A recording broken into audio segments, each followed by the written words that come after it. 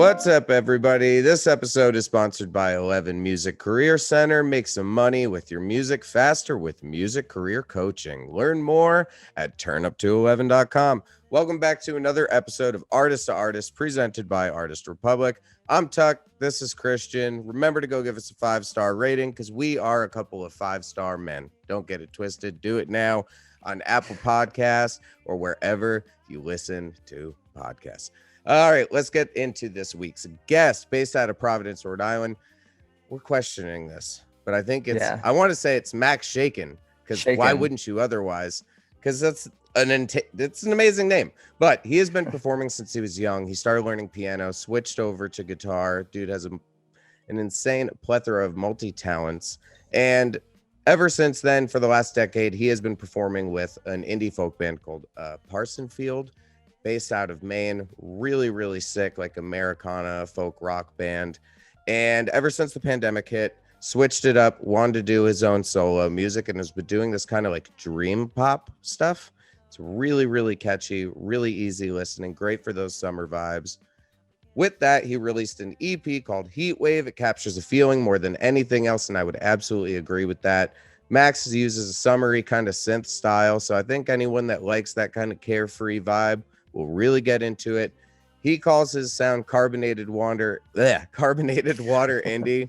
I kind of agree with it, and it makes me want a seltzer. So I think it rules. He's been working with this really sick producer, Miss Mojo, and I think that the collab is fantastic. They've been killing it, so make sure you check out his EP, Heatwave. But yeah, I'm a big fan. I just was listening to it all this morning, and super chill vibes. Sweet. Let's bring him in. I've really enjoyed your new project, though, man. It is sonically a bit of a departure from your last one, but it's fucking fantastic. Wait, is this going on YouTube? Can I not cuss for the first like 5 minutes or whatever? Have I already a lot? Yeah, you're fine. Don't worry about it. All right, cool. I do that. Oh, this is going on YouTube? Yeah. We do YouTube and then all the other like podcast streaming sites. There's some rule where it's like you can't say bad things within some sort of time window or something, I think, but I'm bad at that. Oh well. Nice. Well, yeah. I took a shower today. I didn't know it was gonna matter how I looked. That's pretty cool. I'm gonna shower after this, actually. I'm pretty excited about it. But like I was saying, Heatwave is definitely like a switch up from what you were doing, but really, really enjoyed it. What made you want to kind of just go and shift off and do your own thing, which seems to be doing really well so far? Thank you. It's funny that you mentioned that because a new song of mine came out today. Fantastic. So it's funny doing a podcast. I feel like this is the album release party in this day and age. Whoop, whoop. So thanks for being a part of that. I was in Parsonsfield for about 8 years, and it was an amazing experience that I wouldn't trade for the world. But as things go, I was just looking to switch it up and make different art and, follow my own path, and realize that the pause in live music in the world, because I actually quit in July 2020. I realized that, is a really good opportunity for me to kind of switch gears and work on something new and an appropriate time to give the band time to figure out how they want to proceed as well. So I thought it was just a good time to switch. And me personally, I've never really been that folky of a guy, like nearly as folky as Parsonsfield. I mean, I totally enjoyed being part of that and was certainly folky within the band, but I guess what I brought to the band was never like traditional folk. Like I always grew up listening to more like indie bands, or if I was in the car with my dad, it would be like Grateful Dead or Santana, which I guess like Grateful Dead kind of falls into the folky category a little bit.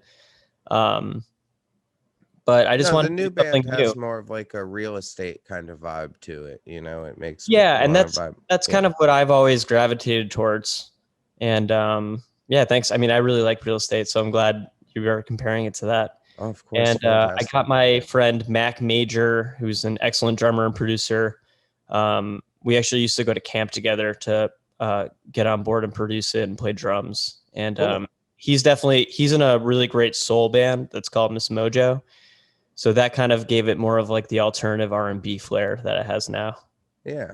No, it gives it some nice upbeat vibes. Man. Are you recording and mixing everything yourself, or what's the process like for you?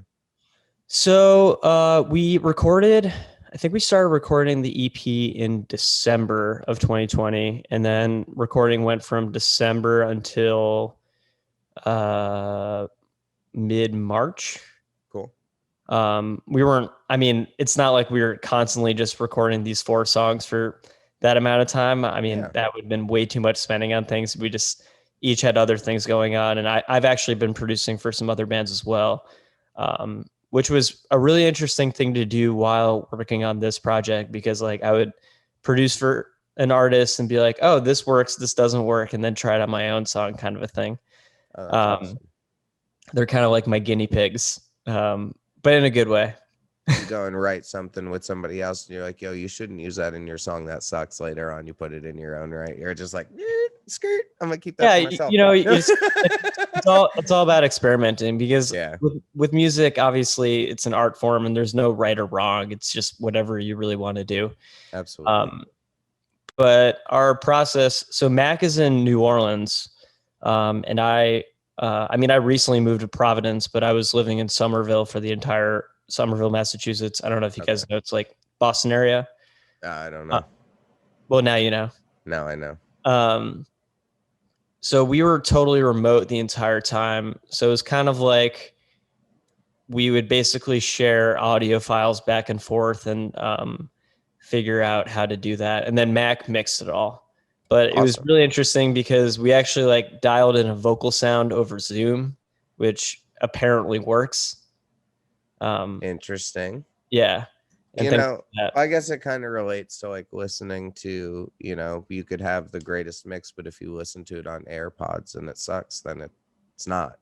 You know, you have to go and readjust, because that's the way the majority of people are going to listen to music these days, you know, is through basic headphones. So it's something that you have to always go and check, and maybe utilizing something like Zoom allowed you to kind of hear it from a perspective that made it very listenable to the average person. Yeah, I mean, it's not like we were doing all of mixing through Zoom. Like it was really just I don't know how into audio engineering either of you guys are, but like we were dialing in the compression and the right preamp with actually this specific mic. This is the mic that I use for all the vocals on this album, just through Zoom, because that's what we had to do, which is kind of funny. No, that's awesome. I am not much of a whiz when it comes to recording. I know very minimal. I would say, I'm not very good at it. I'm trying though.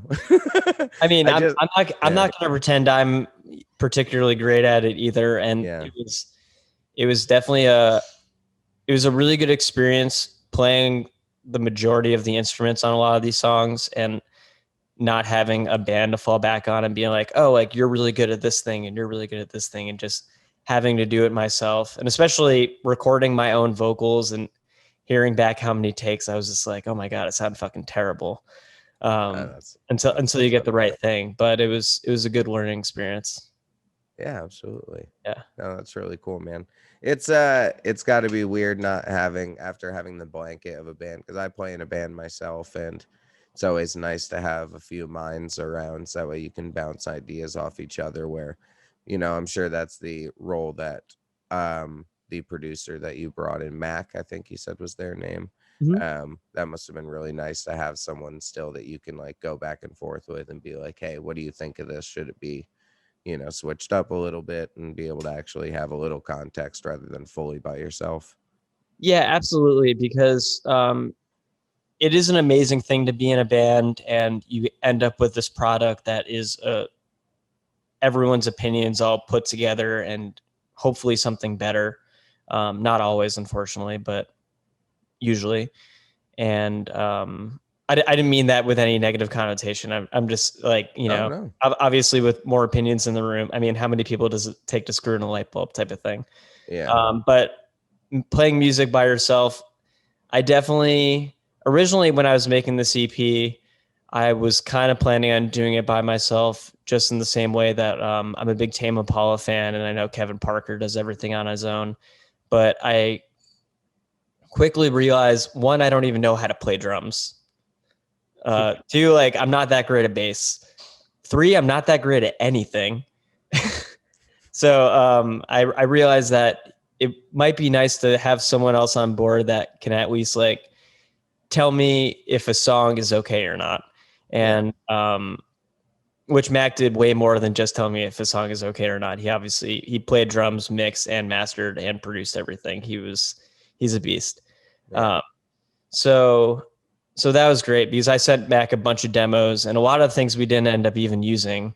And some of the songs that we did end up using, I didn't even feel that great about at first. I was like, oh, I guess like, for instance, in my head, It's Sunny, I didn't even really mean to have in the demos folder. It was more so like a for fun kind of bubblegum song as the original demo that was pretty poppy. And Mac was really into it. I was like, all right, I guess I'll keep working on this. And it's out today. Yeah, that's what the people want, right? Is just that simple. Like, if you overthink it, sometimes it, can be too much. I always like a good, very generic, like pop song. Like, just hit me with the goods. Like that new Olivia Rodrigo record, because it's straight fire. It's so fucking good. Yeah, I mean, Sorry, I you just know, had to drop that in. I'm vibing with it. It's been like a month straight. I can't. I mean, handle it. it's popular for a reason, you know. Goddamn right, because it's fire. It's so good. I like when I can relate to like a fucking 18-year-old kid singing about shit that hasn't happened to me in a really long time.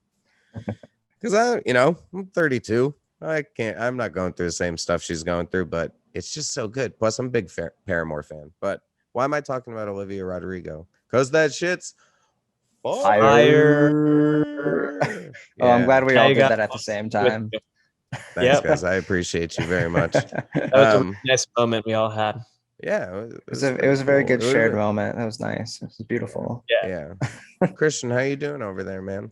Doing good, man. Enjoying the conversation. I think you're doing a really good job leading it right now. So I don't want to step on some toes. It's going well. Dude, it's cool. Max, I'm not usually here on this show. I'm guesting on this show currently. I mean, you're not really guesting right now. You're kind of hogging.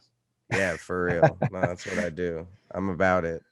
Why not? Yeah, why not? Because it's fun. Christian, take center stage. I'll take it back. I'm a hog. Take it back from me. Cool. Hey, Max. Christian, are we wearing the same headphones? Are we? These are the Audio Technicas, I think. Yeah. Oh no, I got Sennheiser. Oh yeah, the Sennheisers are classic. I mean, the Audio Technicas are also classic. They are also classic. They're good. They're a nice pair of headphones. Yeah, man, this is all really good stuff. I think we're hitting a lot of really good talking points, and unfortunately for me, I'm not as well in tuned as you two are in terms of the musical side of things. Max, for your reference, my background is kind of like a creative marketing background within music, but nonetheless, when we talk the technical musicalities, it's not in my wheelhouse. But I did want to. Well, as long as you're an Olivia Rodrigo fan, we can move past. Well, yeah, we're and done I am. With that. Yeah, we're done with it. Sucks. Okay. I don't even like that shit anymore. I'm so over it. That shit's so last year. Damn, that was a quick change up from you, Tuck. Yeah, bro. I don't even like it no more. Yeah, you guys ruined it for me. Sorry, man. It was that shared moment, wasn't it? It was a little too much. All done. I get it. Too many people liked it at the same time. Yeah. But speaking of the marketing side, though, let me in on some knowledge, because I'm terrible with that. All I ever do is pay people to do that shit. I'm like, I want people to hear my music. How do I do that? And they're like, well, we can create an audience for you, and we're going to target these people. And well, so spread some wisdom on me. Max, what are you doing to get your stuff out there? Because you're doing pretty good for just dropping this project within this year. Yeah. I'm trying. I mean, Christian, was that going to be your question, or is this guy hogging again? Yeah, no, that was exactly my question. What's your beef with me, man? This guy's got beef. Got No, beef. Tuck, I'm don't just do it, playing around. man. Don't challenge. Don't challenge him to a fight like we No, usually Honestly, do. man. Honestly, he's lucky this isn't my show. Usually, I am challenge people to fights for no reason on my show, just because it's fun. Jeez Louise. But yeah, spread some wisdom on me, guy. So for this EP, I mean, I've never really released anything by myself. In high school, I released one awful song on iTunes, and I don't think you can buy it anymore, which I'm really glad about because it was a really terrible song.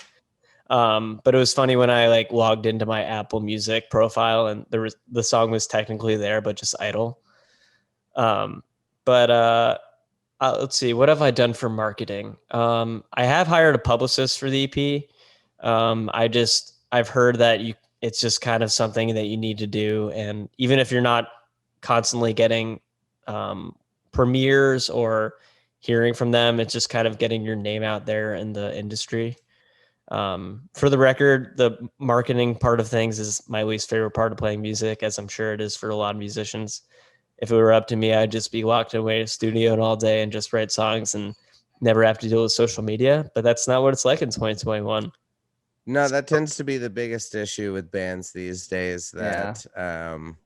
That I've heard a lot of great music, but the bands are so poor at figuring out how to balance between spending on something that they really like, which is touring, which really doesn't give that much back to you these days until you have a fan base, versus putting time and money into advertising and actually creating a marketing strategy for your band. Because at least I've found with Spotify, with one of the bands that Jeff and I, my business partner, manage in particular, it took a while where you get added onto friends' little playlists and stuff like that, but don't get yourself onto editorials. And then eventually they actually contacted us and we're like, okay, we like the band, we want to do this. And I was like, okay, so that's how you guys are doing this. That's very cool.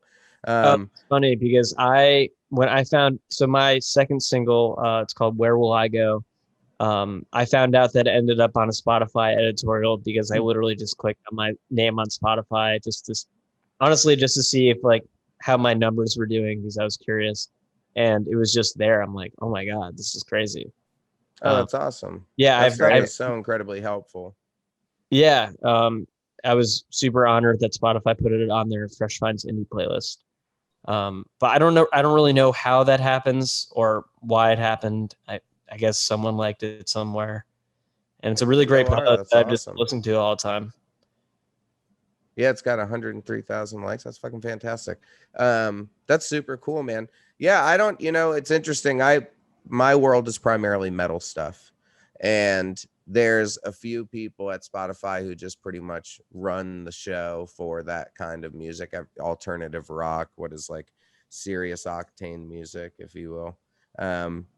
And I'm sure, I wonder if, well, I should say, I'm not sure. I wonder if it's similar for your world where there's just a couple people who dictate a lot of the editorial playlists for the indie realm. But that's really nice to have that already, dude. Like, congratulations. I'm sure that's helping to really spread your name out there a lot. Yeah, thanks. It's super exciting. I mean, I've heard a little bit about how it's somewhat of an algorithm thing where if your song is doing well, considering how long you've been out type of thing, it gets put into a category where it's available for a playlist. And then there are people that come through and make a collection of songs that actually go together. So it's got a really nice placement within the playlist too, which is cool, where it's not like the last song on the playlist. It's like right in the middle, So if you're vibing on that, or if it's on the store or something, it's definitely going to get those plays. That's sick. Yeah, pretty excited about it. But Spotify is such an interesting tool with that shit, man. Like, yeah, it's huge. It has so many advantages like that, where I definitely understand people wanting to get paid more from it. Like, I wish I did too. It would be really cool. But the amount of exposure you do gain from being on the editorial playlists and how they get people with those it's pretty fantastic. Yeah, it is pretty fantastic. But back to what I've been doing with marketing. Aside from a publicist, I've also hired a really good friend of mine named Abby Duquette to kind of project manage the entire EP. And she has a managing business called Loudmouth Pro, where, I mean, she has actual managing clients, but for me, she's just making sure that I'm actually doing everything and staying on track, which has been super helpful. Because like you were saying with time management for artists in terms of knowing how much social media or like how much business things to do, Yeah. it's a lot. I've been finding it's really easy. It's so much easier when someone is like, you should do this today. And then the rest of the day I can just work on my music.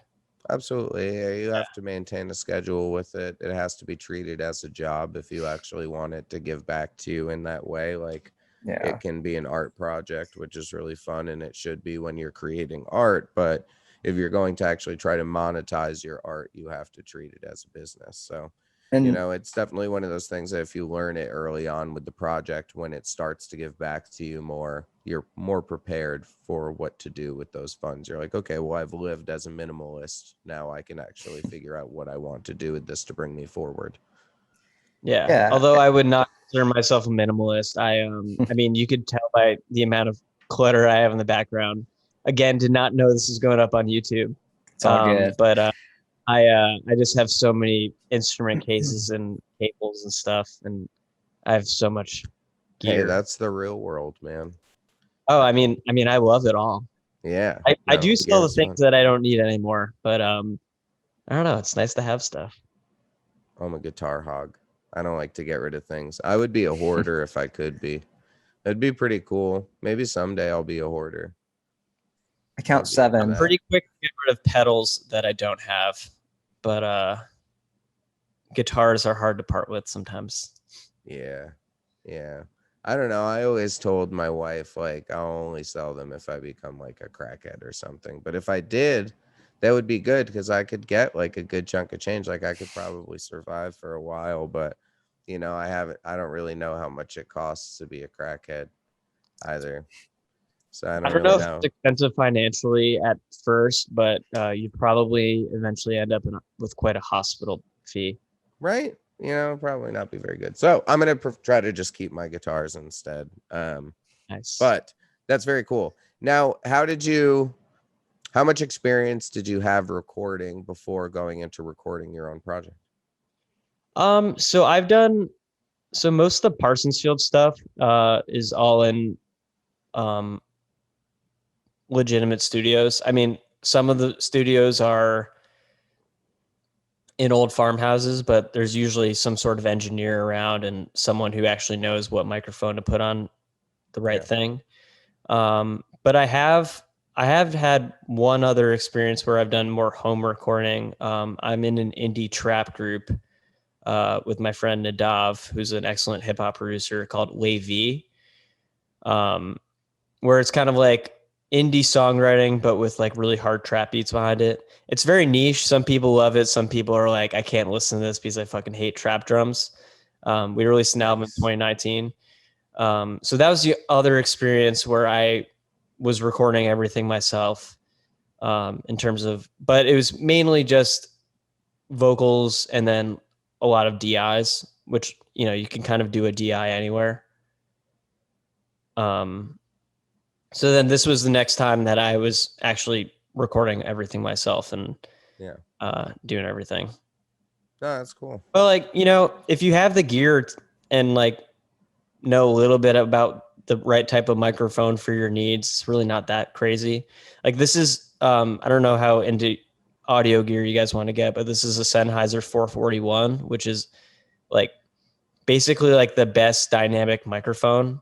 And I found that it's really great for any home environment that isn't treated because it doesn't pick up the room.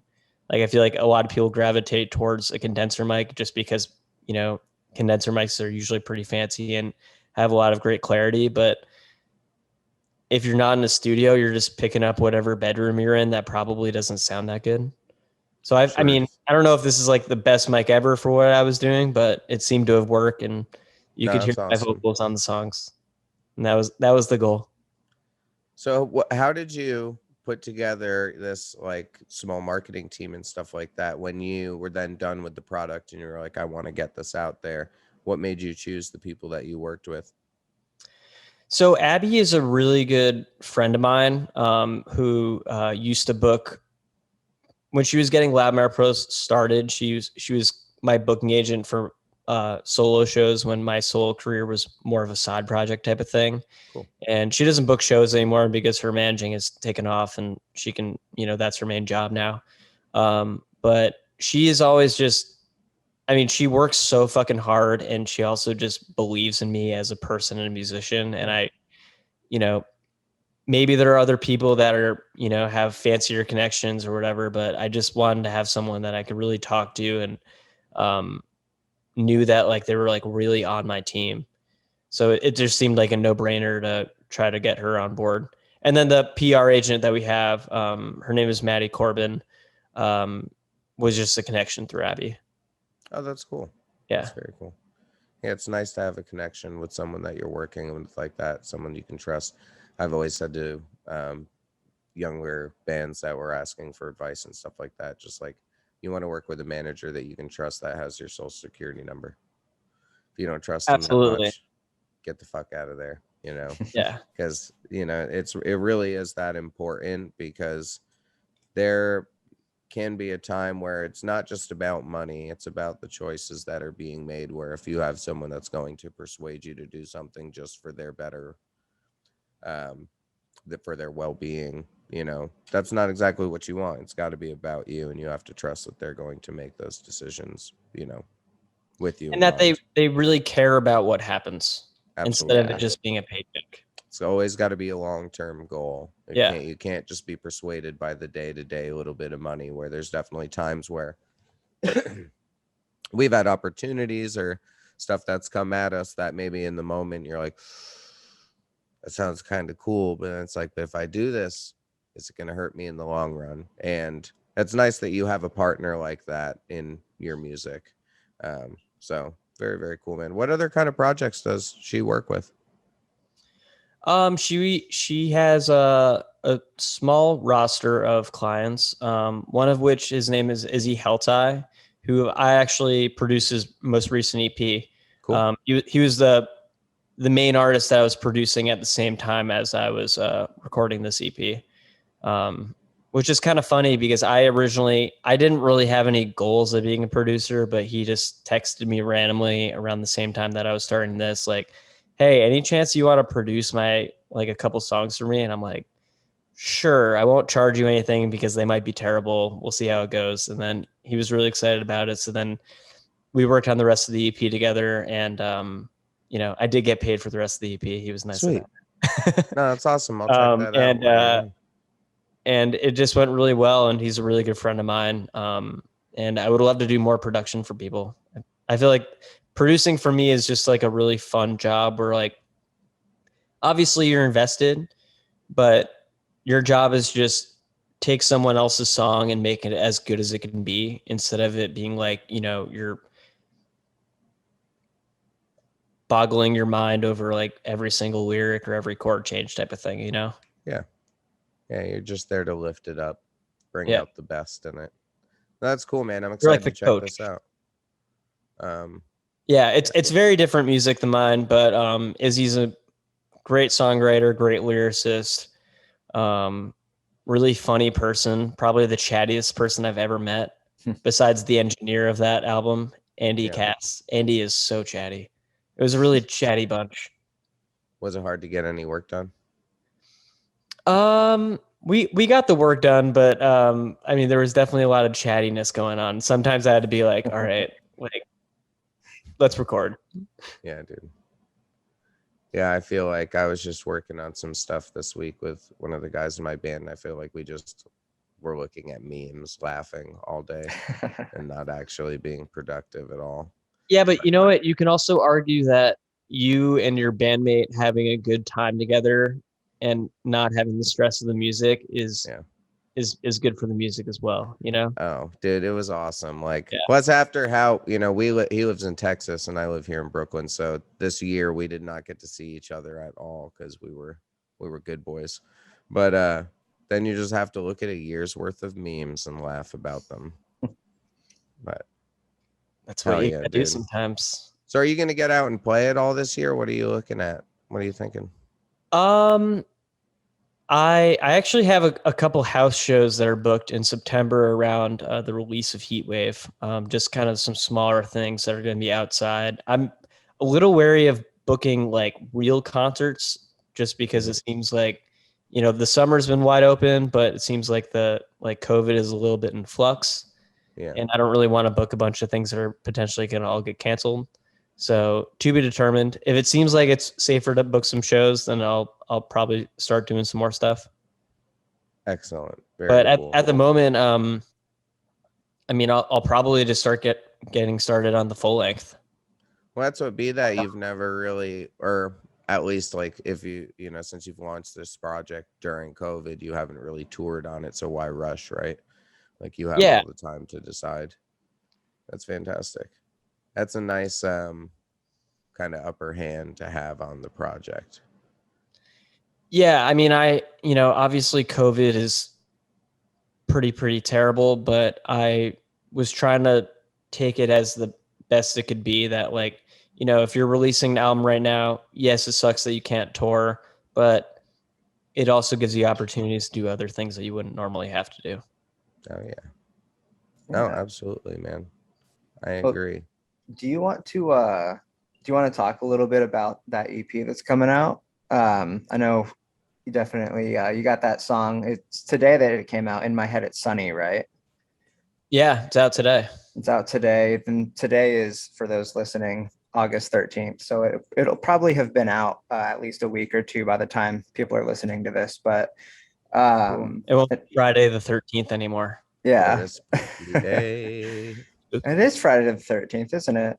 I don't have the time to go get another tattoo. I'm packing, but I wish I got had a time to shit go get ass another one tattoo. last year. Last year, my wife and I got some, and the dude, he didn't have any tattoos, and I noticed while he was doing mine, and then I was like, all right, this makes sense, because mine just fell out. It looks like shit. Like, dude, you gotta get some, then you'll know how to really stick it in there.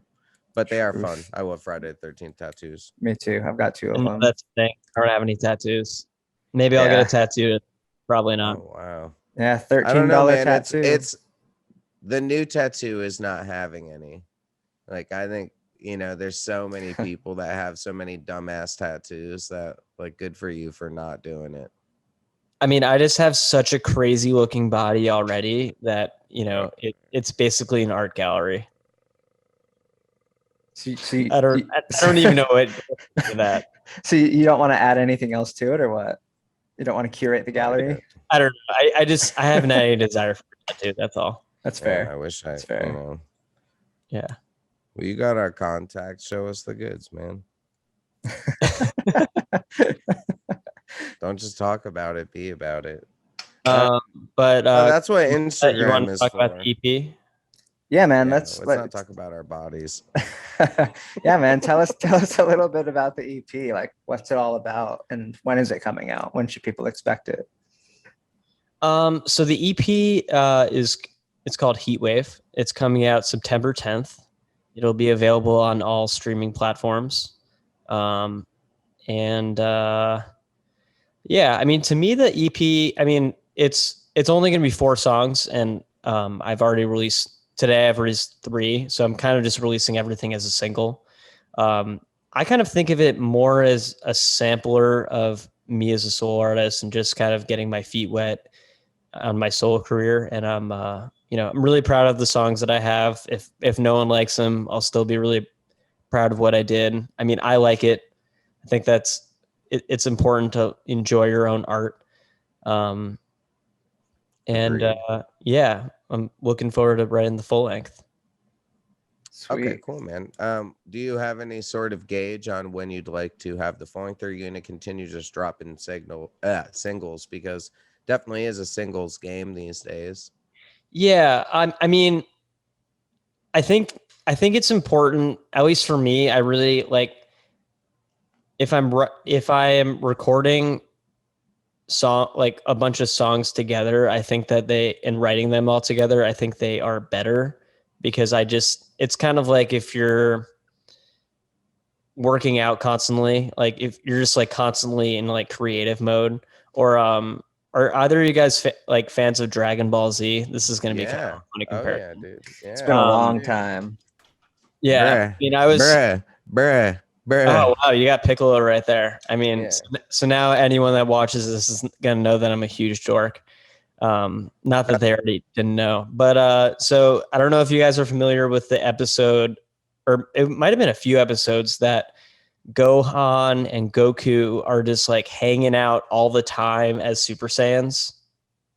Are you guys familiar with that? I think it's don't remember. I am not. Okay, well, I mean, obviously you guys are familiar with what Super Saiyan means. Yes. For those of you not familiar with Dragon Ball Z who are listening or watching, it's when they're blonde and crazy strong and powerful. You've definitely seen and have t-shirts. like turquoise eyes. Anyway, so I kind of like to think of that as like they're just like always in mode. And when I'm writing a lot of songs and I'm recording a lot of songs all at once, I feel like I'm just like my creative mind is just always on. And like whenever I'm looking at something or whenever I'm doing something, or if I'm like running, or if I'm just going on a walk, or even watching a TV show or talking to someone, like I'll just be like, oh, like that's a lyric right there type of thing. Yeah. And I think it's really important to be in that mindset, for me at least, when I'm recording and writing. So whether or not the next album I release in singles, I don't know, but I will definitely be recording it all in some kind of batch. Cool. Yeah. That's awesome. Yeah. Sweet. Well, Max, we're getting to the end of our time here. But I do want to ask you one last question before we go. And that question is really simple. It's just, what is one piece of advice that you would give to someone that might be listening to this episode for advice, potentially? So what is it? What is your advice? Just any kind of advice for just a general person? General person, maybe it's an artist who's just getting started and they're trying to get more info. But it's not necessarily just an artist. It could be not anyone. Necessarily. It could be Grandma Cindy next door. I would say that's a really good question. Well, for Grandma Cindy next door, or in my case, I think I live next to a frat, which is funny because I've lived here for about a week and a half, and there was a party on a Monday. That was crazy. So I guess one of my advice would be, don't have a party on a Monday when you have neighbors that are in your late 20s and aren't in college anymore. But some real advice would be, life is so short, and you should really just follow what you actually want to do instead of worrying about how people feel. Agreed. Yeah, totally. I'm with that. I'm with That's that too. solid. That's a nice piece of advice. It's a good piece of advice. Cool. That's well, my advice for someone that, the question that was randomly brought on me. But I think that's okay. It's a good answer. It's a great answer. Thank you. Yeah.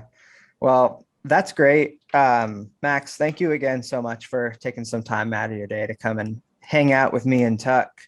Oh yeah. Yeah, thank you so much for having me. It was a pleasure. Yeah, and it was a pleasure having you. For those listening, please go and listen to Max Shakun. Shakun. There we go. See, I messed it up. Hey. You got me confused, Tuck. Please go and listen to Max Shakun. His debut EP, Heatwave, is coming out on September 10th, and he's got a couple singles that came out before that. So go give him a look.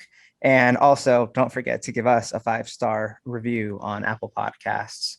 And with that, we're going to wrap it up today. So we'll see you all next week.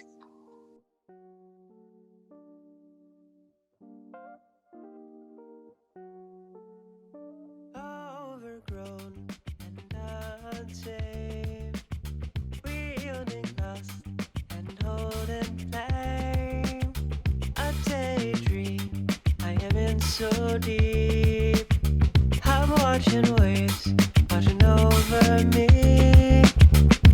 In the springtime, I knew my name at 3 a.m. in the pouring rain. I closed my eyes and heard birds sing. They were so close and so far away, so my head it's sunny.